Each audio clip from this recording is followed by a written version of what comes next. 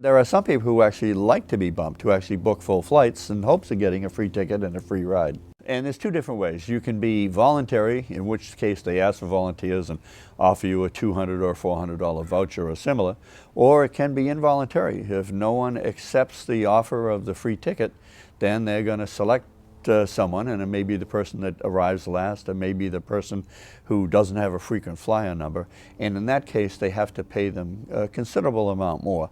But generally it is a non-issue. Sure, passengers do get bumped from time to time, but it's not an en masse type of thing. It's rather infrequent.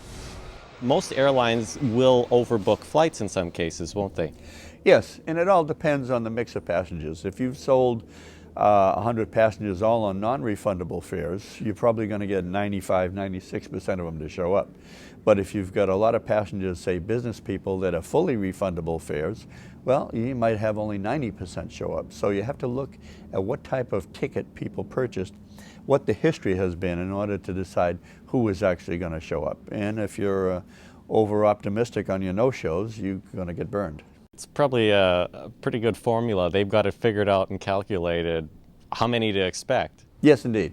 And that formula is working right up until the moment of check-in. So they're always working, and they may know when they open the gate for check-in 1 hour ahead of time. They may know if they're going to be oversold, and they'll start soliciting passengers early in the game.